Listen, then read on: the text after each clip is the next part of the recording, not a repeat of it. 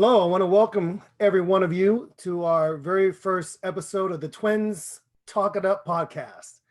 I'm joined with my co-host and my twin brother, Danny Brown, and we're really picking up from our initial podcast, which was entitled DSB Leadership Speaking Podcast, and we're really going to continue our focus on leadership topics, public speaking topics, and we're going to talk a little bit from our perspective as twins. And so what I wanted to do is give you our first episode, how we're going to introduce ourselves to you, our podcast listeners and subscribers. And I really want to welcome you to follow along, subscribe to it, consider becoming a supporter of the podcast. And so we want to go ahead and begin with that. So Dan, I want to go ahead and turn the floor over to you to introduce yourself. And we're going to do even more of a deep dive when we're talking together. But go ahead, Dan, introduce yourself to our listeners. Thanks, bro. Appreciate it. Danny Brown. I'm the first half of the twins, the identical twins. I was born first. So they say the firstborn gets all the great attributes. Just joking. Very excited to be part of this speaking podcast. My twin brother and I have been speaking on and off for the last 20 something years, either through business, work, school, associations. So we've had a lot of experience. I would actually say that my first experience of being in front of people speaking was in the military. We've had times growing up, of course, when I ran for office, school office, and different positions. You did as well when you're part of the business school and you ran for different positions as well. But where people actually had no choice, they had to stay in the room and listen to me, was when I was in the Army. So I think I would have to say growing up, four boys. There were four boys in the family, all relatively close in age. So being the first of all the boys, I think I've naturally wanted to always speak my mind. Yeah. But I think between the four boys, because we only had two parents, we actually had to fight a lot verbally to make sure that we're heard. Our voice was heard first. So we've always began as a young kid. We began learning how to project our voice early on in our life, early on in our young age. And as we became older and older, it became a natural presence for us to be able to do that. So I would have to say that I've had the gift of gab. I am what they would call loquacious, which basically just means I talk a lot. And I think between the two of us, you talk probably more than I do, without a doubt. I think when we were growing up as identical twins, when we were younger, we looked a lot more alike. And people had to wait 2 minutes to determine who is who. They'll look at you, they'll look at me, and after 2 minutes, they'll say, yep, that's David, because he's talking a little bit more than Danny. So that's how they knew that you were Dave and I was Danny. So in the very beginning, I think that's how we all began our speaking conversations and everything else, was people just looked at us. They couldn't tell us apart. Our voices sounded alike. We looked alike. The only way they can tell us apart was who talked a little bit more than the other.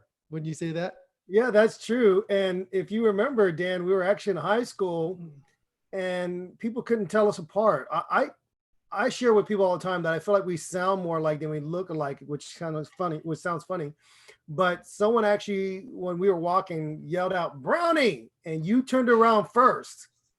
And that's how that became your nickname. So people would say, "Hey, Brownie." And if you responded, they knew that meant Danny, versus which one are you? Who are you? And so that is true. We did have that sense of figuring out who we were individually growing up. And we could talk a little bit about that. And before we get into that, Dan, what I wanted to ask is maybe you could do a recap of who you are professionally. And I'll share a little bit about me as well. I think for who I am, Dan, and the picture I want to provide for our listeners is simple. I'm a speaker of over 27 years experience. I currently serve as president of the DSB Leadership Group. Our firm and our niche focuses on what we call leadership communication. It's where we provide training and executive coaching on speaking and leadership concepts. We focus specifically with companies, or at least our sweet spot has been around 150 employees, but we work a lot with the C-suite. We work a lot with what we call the management or directors level, and helping them to facilitate great conversations, not only with their staffs and leadership groups, but also with the board of directors and investors. And this is what we do as a group. And what I tell people about that I'm passionate about, Dan, is I'm passionate about helping professionals find their own voice and to be able to use that voice to become a more effective speaker and more influential leader. So when people say, Dave, who are you? Well, essentially, I'm a person that loves to help organizations and professionals use their voice to do incredible things. And I love it. And my background also is as a minister. And I started in ministry back in 1993. I've been fortunate enough to either have led or to have been in leadership within 7 congregations and churches throughout this country. And I went to school for business. And what Dan will share about himself and what he did, and I've also served, by the way, just as a VP of different companies, director of sales, etc. But I love speaking. I love public speaking. I love training. That's what I love to do. And Dan will share a little bit about himself. And then I want to, Dan, if we can, I'd like to take some time to dig into why we wanted to build this platform, why we are looking at where we are as identical twins, to be able to use that opportunity to speak to others about how to find their own identity as professionals. Because I think oftentimes people get lost and they identify themselves as, I'm a vice president of this, or I'm a director of this, or I'm a business developer of that. And that's not what we're talking about when we say find yourself, because we want their brand of who they are to be much more than just the title. So Dan, that was a little about me, what I do. Tell our listeners who you are, what you do, and then we'll go back into why we built this platform. Yeah, I agree, Dave. Give a little background. Our father was in the military, so we traveled all over the world. And one of the things about traveling all over the world is you relocate every 3 years, different country, different city, wherever it may be. It's very essential that you learn how to make friends quickly. So I would say one of the things that my brother and I have in common is that within the first few minutes, first hour, we know exactly how to get out of ourselves, overcome our insecurity, and just be friends with people. Yeah. Make friends with people really quick. I know this is very difficult today. Kids are having a very difficult time moving, finding new friends, developing new connections, new networks. So we were able to do that very quickly. And I think that's going to give you guys a little bit of clue about our characters as we move forward doing the Twins Talk It Up. So with my background, I had a chance to do a little bit of leadership in high school. My brother and I had to do a little bit of leadership doing playing sports. When I was in the military, I joined the military for one of 2 reasons. One, my father wanted us to serve one way or another, to serve and protect this country. Number 2, I didn't get accepted to the Air Force Academy, only to the Naval Academy, and then I didn't want to be in the Navy, so I joined the Army. So that was my reason of going into the military. While in the military, I had a chance to lead troops and speak. Graduated top 5 in my class in the medical school that I went part of down in San Antonio, called Fort Sam Houston in San Antonio, Texas. So I had a lot of chances and opportunities to lead soldiers, even going through officer candidate school and going through all that aspect of leadership. From there, I had a chance to go to undergraduate college. And I think one of the great things that develop who we are, and David will talk about this later on, about growing up mixed. Yeah. Our mother really pushed us to go to a historically Black college university, HBCU, so that we can learn who we are. And we'll talk about that identity and how that evolved and who we are later, growing up mixed. But that actually helped us. My brother went there and I went there. It was only natural that he was going to run for a school office or some type of position. And same for me. I had a chance to run and be president of the Mechanical Engineering Society, president of the National Society of Black Engineers, and be Mr. School of Howard. So Mr. School of Engineering. So it's all the opportunity built up. Then from there, I had more leadership opportunities while I was working for the IBM. And at IBM, that's where I met my wife, GTE, HP, Dell, all these companies. Yeah. It ultimately allowed me to lead global sales for a software company, travel all over the globe. And also allowed me to be in certain positions as a senior VP, or director over the last 20 years. And that's given me the opportunity. From there, believe it or not, one of my SVP of sales heard me speak and said, look, you have a natural voice. Come speak at our conference. Be the MC for the conference. And that's really what took off the opportunity for me to be paid or to be flown in to speak at different conferences. So I have the very unique capability of having a technical background and going into sales where I can take very technical concepts very, very complex concepts and simplify it so that the non-technical person can understand that concept. And then from there, that allowed me to speak at conferences, go to conferences, to be an MC at conferences, or to be invited to conferences. Even now with COVID, Right. I'm getting the opportunity probably every 2 or 3 weeks now to speak at a different conference or virtual conference or something like that. So I really believe that even though we live in different cities, and even though we try to live different lives, we've always been brought back together. It doesn't matter what it is, doesn't matter what direction you went going into the ministry, and then I went into technical sales. We always wound up back together again. And that's one unique thing about what we're doing. Yeah, I appreciate you sharing that, Dan. And it is amazing how we can't seem to be so far apart that we can't be together. And just for our listeners to know, my twin brother actually hails out of the Lone Star State. He lives in Austin, Texas, the capital there of Texas. And I'm actually here in the Baltimore, Maryland area. So I'm not too far from our nation's capital. And we are known as the Free State. So we're not together, and perhaps one day we will be. But that actually goes into our story. And Dan, thank you so much for sharing about how growing up as military brats, that's what we were called, known as, we moved often. And there are some great advantages that you get to see the world. You get to understand that not everybody's exactly the same. Not everybody's going to have the same, what we call mindset. And we could call it Western culture, Eastern culture, whatever you want to look at it. They're not all the same. And I love that. I love traveling. It was in my blood, and it was stayed there when I went into the ministry and traveled across the US and be able to share my appreciation for different cultures. And that's really what was interesting about us growing up. And so Dan alluded to, my twin brother alluded to this earlier. We are of mixed background. We are African-American and we are Korean. And so people ask all the time, what are you? Where are you from? And I love hearing them guess and tell me why. Are you from Nepal? Are you Filipino? Are you just some other Samoan? And I'm like, well, I'm a tiny Samoan then. So people ask all the time, who are you? And it really leads into what we do as twin speakers and twin leaders. We actually speak on identity. And the topic, or what we entitled it, is simple. It's identically opposite. Well, what does that mean? It's a search for our identity. And we really want professionals to figure out who they really are and to be secure in who they are and confident in who they are, because there's no one like them in the world. Yes, Dan and I are genetically the same, but we are uniquely different. I'll tell you what's interesting about us. We had to grow up and figure out, okay, are we Korean? Are we American?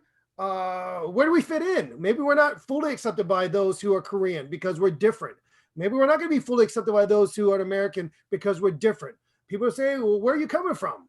And then there's the challenge of us figuring out not just how we fit in from a cultural standpoint and how's that culture affect and influence our, what we call our view of the world. We actually had to figure out who we were as individuals and not just identical twins. Mm-hmm. I'll tell people the story, Dan, how we were growing up, and I couldn't wait. We were about 10 years old when our mother said, you can now start dressing yourself. And I thought, yeah, I get to figure out if I could wear something that makes me different from my twin. And if Dan was wearing blue, I'm going to wear red. And that was just where we were at growing up. We wanted to figure out who we were. Now, there have been studies, Dan, after studies on twins, identical twins, fraternal twins. How does society, how does the environment shape those individuals growing up? How does your genes, your genetic makeup affect you growing up? And I will say we are identical from the genetic level. There's a lot of ways we complement each other, Dan, but we are different. And I'm going to tell this story if I can, Dan. You can jump in if you want. But even growing up, I knew there was something different about my twin. And I'm going to talk about how our culture affected us, because Dan is the older twin. Now, I think I'm the more handsome one, but more polished one. But his wife would argue differently, just like my wife would. But when we were growing up, Dan was that inquisitive guy that would take things apart, take the toaster apart, take a little radio apart, and try to figure out how it worked. I felt like he was taking my entertainment away from me. Put that back together so I could listen to the radio. He kept taking things apart, trying to figure it out, from electrical currents to how products worked. It drove me nuts, even to the cigarette lighter in the car. I could not figure out. He was trying to just rack his brain about doing it. I never got into it. Remember how I burnt my finger with it? Yeah, I remember you put your thumb in it and say, how does this thing hit? And you put your thumb in it and you have this print around your thumb for the cigarette lighter. It's hilarious. Stuff that I would never do. Yeah. And you always were trying to figure out. He would watch, I don't know if you remember, we would sit there and he would get control of the remote. Actually, at the time, I don't think we had remotes. You got to get control of the TV and I couldn't change it. And that speaks to our Korean culture. We'll talk about that a little later on. But what was interesting about it is Dan would watch these shows that I would not really want to watch. Shows on medicine, shows on technology. And I knew back then we weren't the same. I'm the free-spirited, let's just go see how things go. Let's just go take over the world. And Dan was so calculated. It had to make sense from a logical standpoint. And for me, there was no logic in there. Let's just go. And that's what made us different. That's why he studied engineering. That's why he studied information technology. That's why I went to school for business. That's why I went to school for ministry, because we weren't exactly the same, but we do complement each other. Dan, did you want to add anything to that? Because I feel like I'm telling a lot about our background, because I want our listeners to understand who we are and why it is such a passion of mine for us to speak on identity. But do you want to add anything to that? Yeah, I would have to say that I was more failures than success when I took things apart in the house. I know Dad wasn't happy. I took apart a couple of radios, a couple of alarm clocks. I was able to put some of them back together, that's for sure. When I was in high school, I took the electronics class. It was really fun. I took a robotics class in high school, which kind of led me to taking robotics in college as well.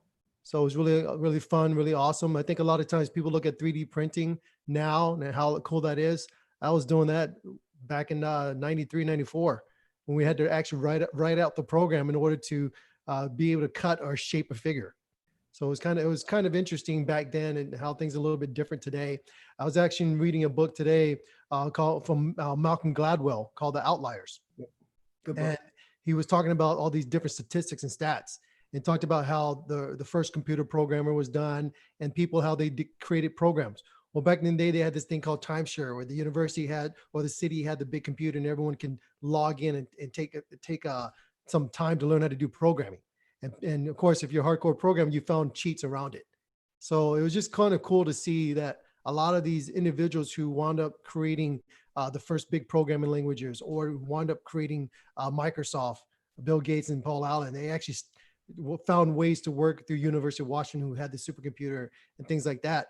They just found ways to get around it and to make it happen. You're absolutely right. Even though we grew up culturally in a unique environment, we were different, but everything we had interest in were the same. We both loved playing sports. We both were very competitive. You should tell them about our competition back at Howard, where in our undergraduate school. Let me just throw this in there real quick. Yeah. So we're so competitive that my twin brother and I made a bet that whoever had the lower GPA had to do the other person's laundry. So for 3.5 years at Howard University, I did his laundry. It wasn't fair. It's fine. No big deal. And the reason why Dave says it's not fair is because I took all the engineering courses and physics courses. Well, at Howard University, they had this thing where over 18 credits, every class is free. So I was like, well, I'm going to take 26 credits every semester. And that's just what I did. I took all the engineering courses, I took physics courses, and I took foreign language courses, because, as you know, to do a double major in physics, you had to go and learn Russian, German, or French. And I petitioned the physics department to allow me to take Korean. And so they made an exception for me to take Korean for 1.5 years. And the last half year, they decided not to have Korean anymore. So I wasn't able to graduate with a second degree, because I would have to start all over with the foreign language program. But anyways, so that 3.5 years, I did Dave's laundry. And that last semester of his, I still had 1 more year to go, because I was doing double major. I had a better GPA than he did. And would you not believe, I changed clothes 3 times a day, sometimes 4 times a day, just to make sure he was going to make up for those 3.5 years of me doing his laundry. So anyway, that's a side note. I just thought I wanted to throw that in there. Yeah, that is funny. And it wasn't fair, Dan. And that's my opinion, because you took, to me, a different type of course when it comes to your path to getting your engineering degree, the fact that you took extra classes for physics, and I really didn't have to take as many classes. So I didn't think it was fair, but we did compete in every level, every front. And let me throw in this aspect, Dan, and I'm glad you brought this up earlier. Our culture plays a very important role in our lives, and it really has shaped us as leaders and as twins. And specifically growing up, even in a home where our mother, who happens to be Korean, really shaped how we would view and respect each other. Even though Dan and I are identical twins, we are separated by not a couple minutes, by almost an hour and a half. He actually was treated differently as the oldest sibling. He was my hyung. And so basically, as the older sibling, there were times he was given responsibilities, he was given tasks because he was the older brother. So I had to look at him differently. I treated him differently. So even though we were twins, we competed, there was this sense of, well, he's the boss or he's in charge. And I had to find myself. And it didn't help that he was just gifted athletically. He had a lot of gifts that he was bestowed upon him. Even from a physical standpoint and an intellectual standpoint. And I remember this interesting time when we were at Howard, and I remember telling myself, I'm going to eventually beat my brother in a race. He was a sprinter in high school, and he beat me every time. But I kept pushing myself. I'm going to beat him. I'm going to beat him. I'm going to beat him. And then maybe he'll respect me. Maybe he'll appreciate me differently. And maybe he'll look at me from that perspective. Like I should have been the older one, right? And yet I beat him once. And I don't know if he slowed down for me, but I beat him. That's all that mattered. And it really laid the foundation for striving to be my best as an individual and as a leader. And so that's where I think our culture from the Korean side comes in, how flexible our parents were in allowing us to discover our own authentic voices, figure out what we were good at, figure out what we weren't good at. Both very artistic in the sense of Dan loved music. He could play the Flight of the Bumblebee when he was like in 7th grade with ease. I could not play music, or at least I refused to play music, but I love to draw. I love to paint. And so I focus more on that aspect of our artistic side. But there are differences. There are similarities. And you're going to hear us debate. You're going to hear us compliment each other. You're going to hear our perspective as individuals, because our speech or our platform, what we speak about, is really learning to discover your true identity, to be secure in that identity, regardless of what shaped it. And what shaped it for us wasn't just growing up as military brats, wasn't just growing up as mixed children, but it was also growing up as twins, trying to find our own voices, our own identity, and then shaping it professionally. And then now coming together with these projects of building DSB Leadership Group, and also now with this platform, what we call a Twins Talk It Up podcast, because we're going to be talking it up. You'll see that if you guys keep a tally over the next 12 months, you'll see I'll win probably 75% of the argument. So we'll let the audience be the judge of that. Yeah, we'll let the audience be the judge of that. But we'll talk about some great topics. Again? But if we ever come into disagreements, you'll see me win most of those. It's only because I decide to hold on to that side of our Korean culture, and I'd say, okay, let him feel like he won. That's why I do that. Okay. It's not that I believe he wins every argument, because he doesn't, but I have to let him feel like he wins. Now, Dan, why did we decide to focus on public speaking? You mentioned earlier about speaking in high school, speaking at college, speaking in the military. I mentioned earlier about being a minister. And when we first started this idea of building this organization, we just wanted to help leaders develop and be their best. We wanted to help companies retain their top talent. But then we realized that we had a gift, that we had a niche that we wanted to focus on, and that was speaking. That was leadership communication. And that's what we go after. And matter of fact, Warren Buffett himself talked about this, and he actually mentioned how public speaking was the most important skill set that a professional could go after. He added that you could increase your personal value by up to 50%.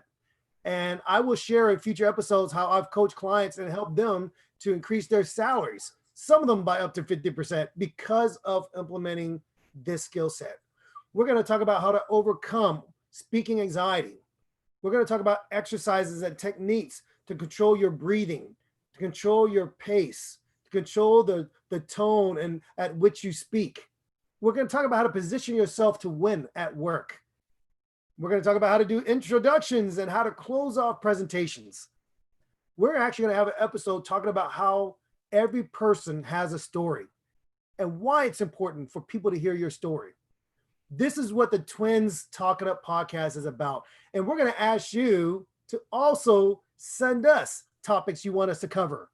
Maybe you want to hear us debate about the best sports athletes, because we are going to talk about in one of the upcoming episodes about the concept of the NBA bubble and how the NHL, the NBA, some of these sports franchises or leagues are creating this sense of protection and bubbles. And we're going to talk about how this can apply to us as leaders. So anything you want to share, Dan, before we close off our first episode? Because I really wanted just to give the listeners just a taste of who we are and why we wanted to create this podcast. I agree. There's nothing I could disagree with you on about that. This is going to be fun. It's going to be exciting. Each week we'll have something unique, something different. But at the same time, the goal is still to push people forward. And as David stated, there are so many benefits to improving yourself as a public speaker. You may not be in front of hundreds of audience, thousands of people. It may just be you and your boss. It may just be you and your spouse, maybe just you and your children. But there has to be some platform, some way you can mold yourself to be in front and present, to let your presence be known. But let your presence be known in the right way, not the wrong way. So when you speak, you want to command respect. When you speak, you want to show that you are of authority. When you speak, you want to show that you are of wisdom. And that's why people give you their attention.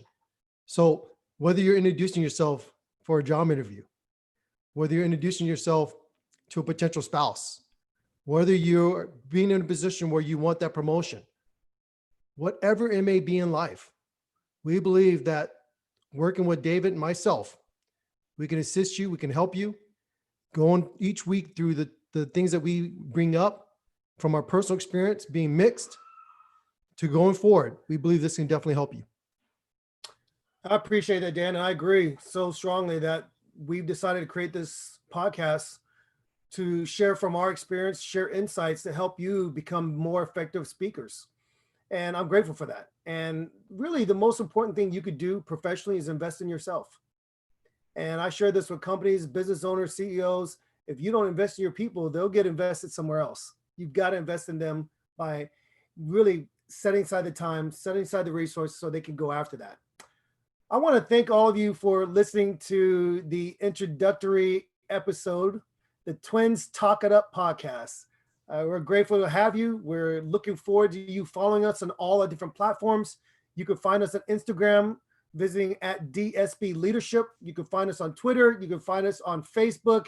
We're going to really give you the opportunity to shed your thoughts, share your ideas, tell us the topics you want us to talk about, you want us to debate about, and we'll share with you from our experiences and from our research to be able to help you become the best speakers that you could be. So I want to thank you, along with my co-host, my twin brother, my older brother, Danny Brown, for joining us on the Twins Talk It Up podcast. We'll see you guys in the next episode.